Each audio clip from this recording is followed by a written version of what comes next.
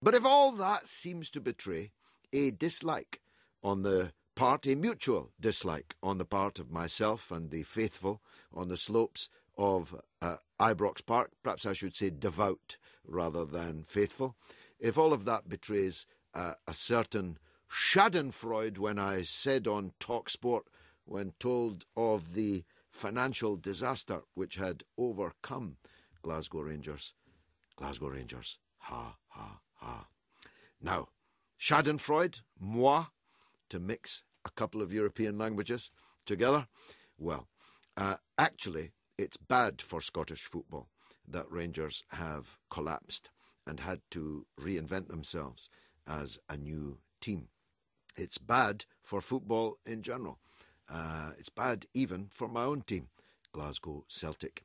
Now, my next guest, Brian Dempsey, son of a very well-respected Labour MP in Lanarkshire, the late James Dempsey, is a very, very good friend of mine for a very long time, for well over 20 years.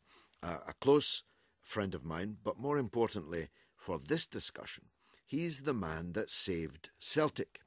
At least that's how Celtic fans see it. There may be some who disagree, but Brian led the campaign to sack the board 20 years ago now, which transformed Celtic from a biscuit tin operation where the board of directors, literally, at least metaphorically, operated out of a biscuit tin, and where the club was completely failing to fulfil the potential that it had with its vast fan base, not just in Scotland but across the world in the Irish diaspora.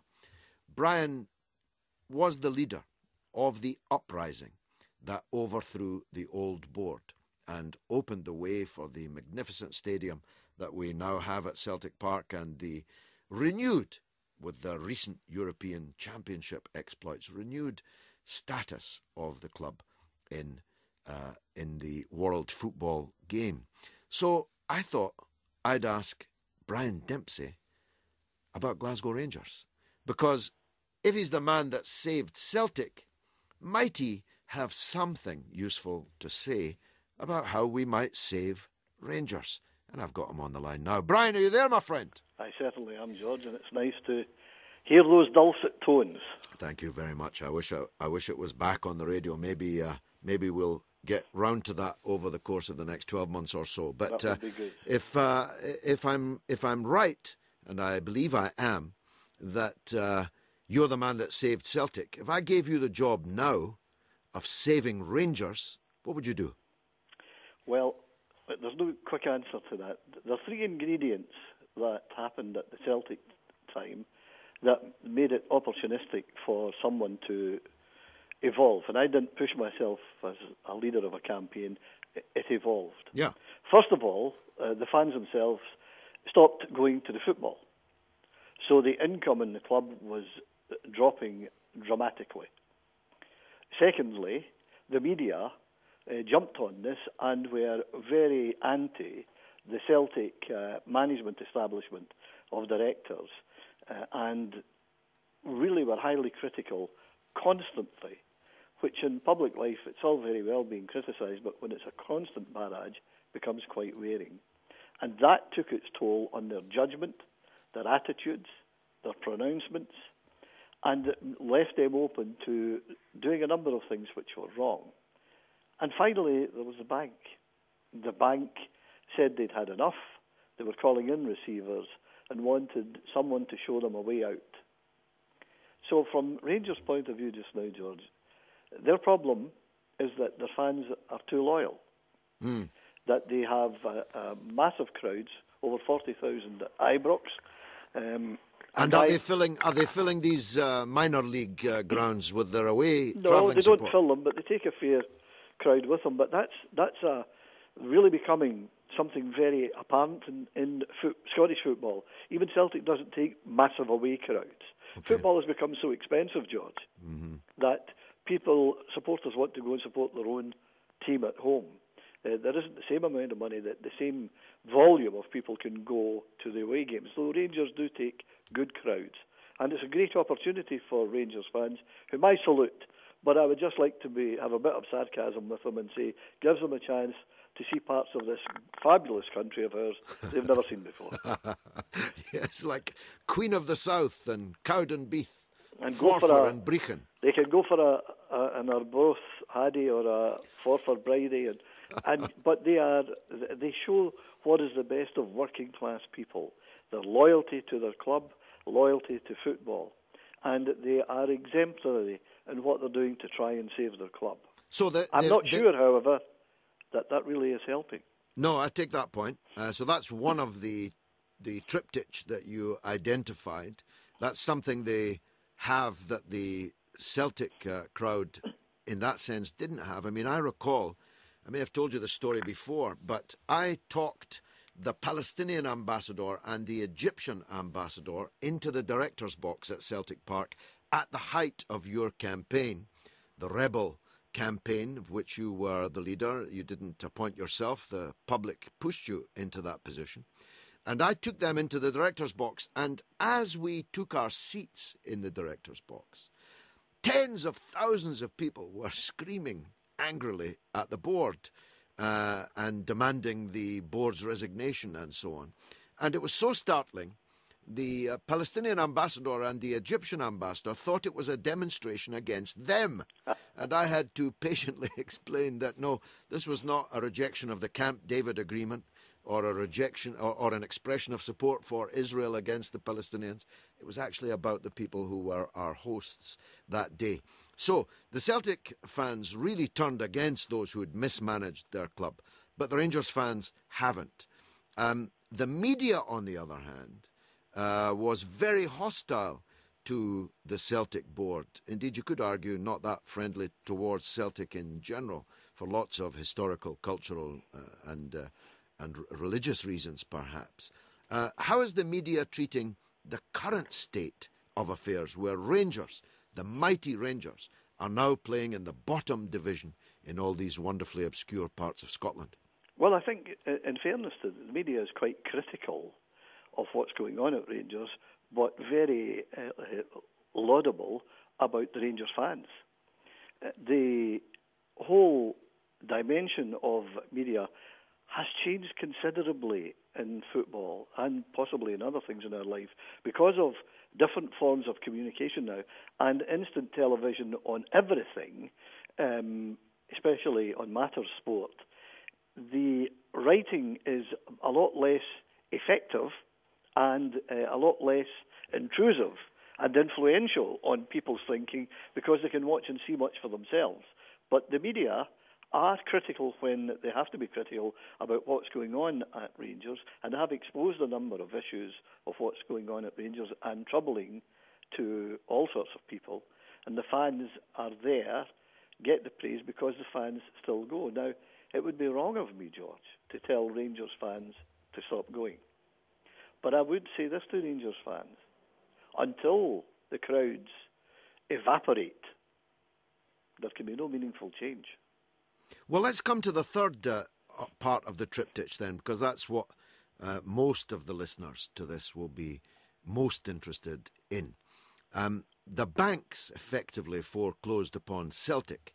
In the case of Rangers, it was Her Majesty's Revenue and Customs, wasn't it? Yes. Explain to the listeners, if you would, just what Rangers' financial problem is rooted in.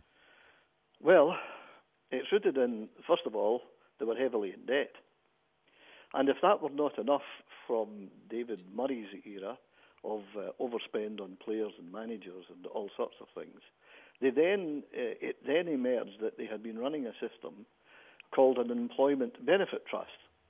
So that a lot of, and I got this wrong, I thought initially this was the foreign players, but in fact it was also local players and local directors, including, I believe I'm right in saying David Murray, were taking loans out of this benefit trust so they could take money and not pay tax on it.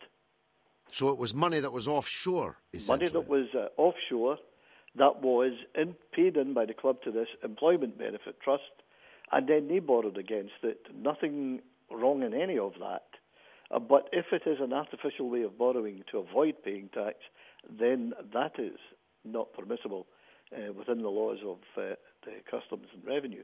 So, as it then emerged, it found that there could be, and with Rangers getting into real serious trouble and having accountants look at them all the time, the bank putting accountants in, and then administrators going in, and then actual receivership itself, it emerged that this employment trust situation had created a massive potential tax bill. And that tax bill was running up to tens of millions of pounds, and that tax bill was what was causing the real concern. So that anyone that wanted to take Rangers couldn't go in and say, well, the bank overdraft is X, the other debts are Y. Right, if we raise all this money, we can sort out this the financial situation in the club. But because they didn't know the scale of the tax bill that the government would eventually levy. Exactly. So they were basically buying a pig in a poke, and nobody buys that. You were buying something, and you didn't know what the final outcome would be, and I'm sure that's what troubled a lot of potential, very wealthy men and buyers could have done, so that they couldn't attract the people they would want to go in and take this until the whole matter of the tax was resolved. And the problem with these tax situations is that even if you win the first bout, the revenue can appeal it. These matters can draw on for a long time. And they are still drawing on, aren't they? There's a crucial boardroom meeting at Rangers within the next couple of weeks. Yes. Are they showing any signs of getting on top of this situation? Not at the moment. And the reason they're not showing that is that there has been a lot of instability within the boardroom. A man I admire very much was with Ali McCoist. And he's the Rangers manager and former... Ali McCoist, former striker of Rangers. The whole problem emerged because they could not hold on to the people they wanted to hold on to, who would give an integrity and a class to the club. And therefore, chairmen were coming in and out, directors were coming in and out. When you have that instability, it's not good for a club, because I do believe that any institution or any company is led from the top. Mm-hmm. And in being led from the top, if that leadership is not good, then I believe that is contagious going down the line to your senior, middle and lower management. So they have not been able to create a stability in there with good people, able to sit down and start sorting things out and face whatever might come. They've lost the ability of that, hence they have these boardroom struggles, and these boardroom struggles create all the problems in the world. And now we have a situation where the famous Glasgow Rangers no longer exist, and we have a new club.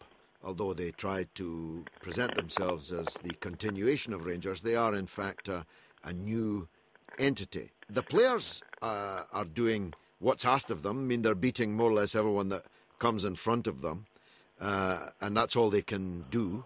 And they're going to move up the leagues. Presumably within, 3 years, they're going to be back in the top league. Can Rangers solve their financial problems by then, do you think? Just about could make it with the right leadership, the right management, and the right openness and honesty, trying to identify the real problem, see what it really is, and sort out how they resolve it. I always felt when Walter Smith came back as chairman, they had a man of unimpeachable integrity. Indeed, yes. Who would have led them through, and if he didn't stay long because he said he couldn't accept what was going on. If you could get to the bottom of everything and say truthfully, here's where we're at, somebody like Walter Smith could attract immensely wealthy men who may very well put tens of millions of pounds in to clear the mess up and give Rangers a chance to go forward. At the moment, they coast as they coast back up to the Premier Division, George. But when they get there, will be a different ballgame. I'm not sure the quality, calibre of player is good enough just now to deal with that, but we will have to wait and see. Well, you've got the gig, Brian. I'm handing you the keys. you've got to be the man that saved Glasgow Rangers. Thanks very much for joining us, Brian, on the mother of all Christmas podcasts. Thank you. Take care. Thank you. George Galloway, he'll take